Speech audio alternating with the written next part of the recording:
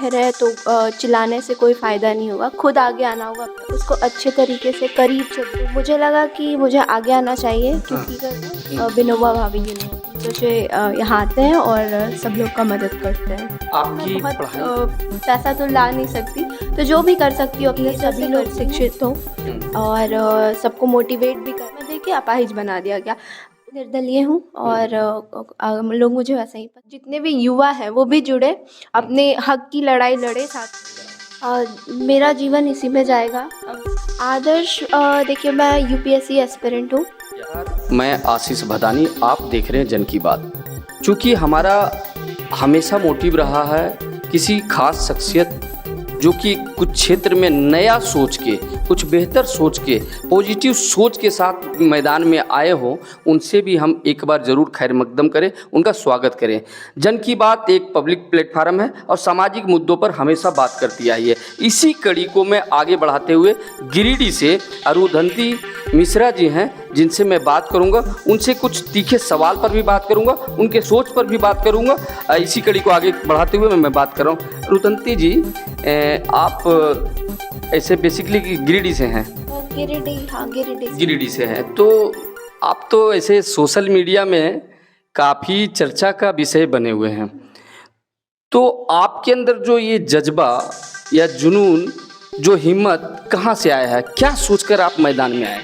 देखिए मैं एक आम छात्रा हूँ हाँ। और मैं एक मिडिल क्लास फैमिली से आती हूँ। हाँ। तो जो भी आम जनता का ज़रूरत है उसको अच्छे तरीके से करीब से देखा है। हाँ। तो मुझे लगा कि मुझे आगे आना चाहिए क्योंकि अगर घर पे बैठे रहे तो चिल्लाने से कोई फ़ायदा नहीं होगा, खुद आगे आना होगा अपने लिए।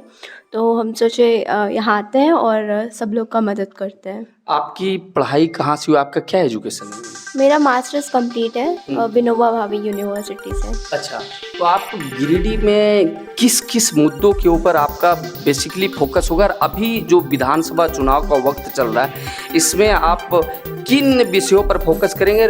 कहाँ तक आपकी बातों को जनता समझेगी? सबसे पहले यहाँ का जो स्वास्थ्य व्यवस्था है, क्योंकि स्वास्थ्य सबसे पहले आता है, जान है तो जहान है सब बोलता है। तो यहाँ का जो हॉस्पिटल का सिस्टम देखा गया, हम खुद गए थे देखने, तो यहाँ का जो इतना गंदा व्यवस्था था कि वहाँ पे अगर हॉस्पिटल जाए आदमी तो खुद बीमार हो जाए। तो ऐसा व्यवस्था लेके क्या करेगा आदमी। दूसरा है शिक्षा, जो बहुत ही बड़ा हथियार है किसी के भी लिए। अब अगर शिक्षित नहीं किया जाए लोगों को तो वो जान ही नहीं पाएंगे कि उनका अधिकार क्या है।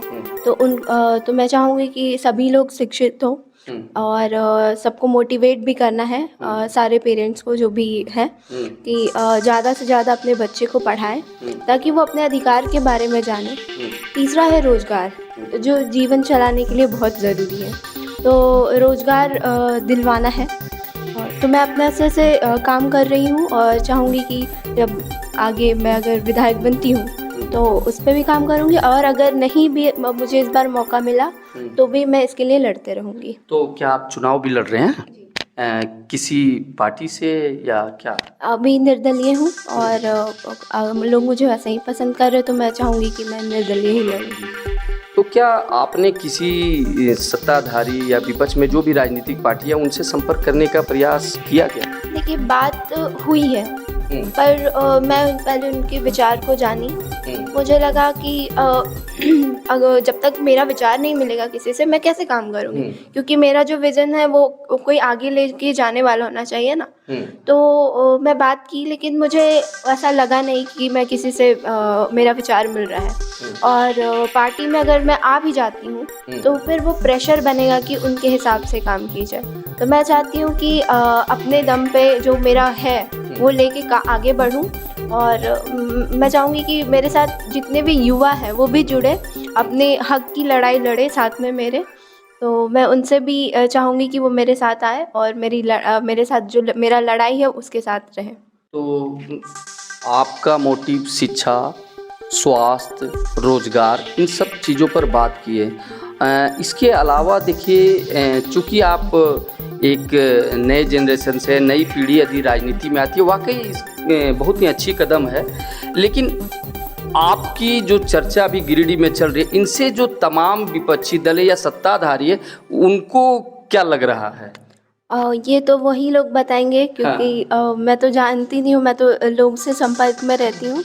और जिनका जो भी सोचना है, मेरा बस ये मोटिव है कि हमको काम करना है, आगे बढ़ना है और लोग को आगे बढ़ाना है, और मैं जनता के लिए ही काम करूँगी और उनके साथ मिल के काम करूँगी। हाँ। तो ये आपने कब से राजनीतिक जीवन में कदम रखे और आगे कब तक फिर इस प्रकार के जीवन में? देखिए, सत्ता जरूरी नहीं है आपके पास आए ना आए, सत्ता परिवर्तनशील आ भी सकता है, लेकिन ये कब तक आपका संघर्ष जारी रहेगा? मेरा जीवन इसी में जाएगा अब। और मैं चाहूँगी कि मैं अगर आऊँ तो काम तो करना ही है, क्योंकि मुझे पैसे का कोई लालच नहीं है। मेरा जो रोज़ का है वो चल जाता है, लेकिन जो मैं फेस की हूँ और बाकी स्टूडेंट फेस किए हैं या फिर जो भी लोग हैं, मैंने बताया मैं मिडिल क्लास फैमिली से, तो बहुत सारा दिक्कत आता है, तो उन सब पे काम करूँगी और ज़्यादा से ज़्यादा लोग को शिक्षित करूँगी। और ये जो राजनीति की बात है, तो मैं पहले थोड़ा मोड़ा समाज सेवा करती थी, क्योंकि मैं एक स्टूडेंट हूँ, तो मैं बहुत पैसा तो ला नहीं सकती, तो जो भी कर सकती हूँ अपने स्तर से करती हूँ। और अभी आई हूँ और मेरा अभी 25 साल हुआ है, तो मैं सोची कि मुझे आगे आना चाहिए। मैडम देखिए, राजनीति में सीधे तौर पर यही कहा जाता है, ऐसा नहीं है कि इतिहास बदला है, इतिहास बदला है, इतिहास बदलता है, इतिहास ही इतिहास बनाता है, ऐसी कोई बात नहीं है। लेकिन फिर भी चूंकि आप अभी यंग हैं, 25 साल की मात्र अपना उम्र बताएं और राजनीति के जीवन में आप कदम रखें, और यहाँ बड़े बड़े, मैंने नाम तो मैं नहीं लूँगा, लेकिन बड़े बड़े लोग जिनके पास काफ़ी धन दौलत होता है वो मैदान पे रखते हैं, तो आप कह रहे हैं पैसा नहीं है, तो क्या जनता आपको इस बार समर्थन कर रही है? मुझे लगता है कि मैं अगर ईमानदारी से काम करूं, क्योंकि मेरा यही है कि ईमानदारी से अगर काम किया जाए तो वो काम ज़रूर पूरा होता है। पलायन जैसे मुद्दे को आप कैसे देखेंगे? यहाँ पे जो रोज़गार की कमी है, मजदूर जो है बाहर जाना पड़ता है। क्यों? क्योंकि यहाँ कम पैसा मिलता है या रोज़गार ही नहीं मिलता, क्योंकि लोग बाहर से बुलाते हैं। तो ऐसी हमारे जो हम लोग मीडिया के माध्यम से जान रहे हैं कि यहाँ जो वर्तमान की हेमंत सरकार है, कह रहे हैं कि हमने मैया सम्मान योजना और भी तरह तरह की योजना की बात करें, उनको भी आप लोग क्या उसे रोज़गार की दृष्टि से या उनके जो मैया सम्मान योजना है, सबसे पहले तो वो मैया सम्मान योजना की जगह की आप फ्री में स्कूल में बच्चियों को पढ़ाई के लिए भेज देते हैं। ये तो वो बात हो गई, क्या बोलते हैं, अपाहिज बना के पैसा फ्री में दे के अपाहिज बना दिया गया। उसकी जगह पे आप रोज़गार दे देते हैं। पैसे से क्या, ये 2500 या 1000 जो भी मिल रहा है उससे क्या होगा, कितने दिन चलेगा? ठीक है। अच्छा, दूसरी चीज़ मैं ये कहूँगा कि भाजपा भी मैदान में है और भाजपा के कैंडिडेट का नाम का ऐलान हो चुका है, और भाजपा जैसी पार्टियां, जेएमएम जैसी पार्टियां और भी गठबंधन जैसी पार्टियां यहाँ पर हैं।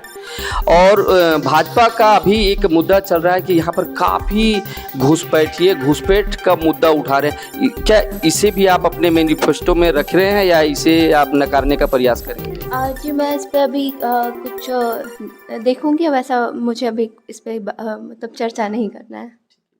इतने देर से मैं बात कर रहा हूँ, ये सब जो आपके पास मोटिव मिला है, इनके लिए आप किन्हें आदर्श मानते हैं? आदर्श, देखिए मैं यूपीएससी एस्पिरेंट हूँ, पढ़ाई कर रही थी, तो उसी बीच जब मैंने बुक से जितनी भी जानकारी मिली और जो भी हमारे देश का इतिहास रहा है, तो जितने भी लीडर रहे, जो भी अपना मतलब देश के लिए कुर्बानी दिए, छोटा बड़ा सभी मेरे आदर्श हैं। तो मैं सबको लेकर चलती हूँ, सबका कुछ ना कुछ योगदान रहा है, तो वहीं से वो जज्बा भी आया कि हाँ, हमको कुछ करना चाहिए। चलिए, क्या कहना है कि मैं संघर्ष के साथ आगे बढ़ती रहूं, और चाहे राजनीति में कितने भी बड़े बड़े पैसे वाले रसूख वाले आ जाए, मैं एक पॉजिटिव सोच के साथ बढ़ती रहूंगी। ना रहेगा कि आप अपने जिस पॉजिटिव साथ के साथ आगे बढ़ रहे हैं, कामयाब रहें। धन्यवाद।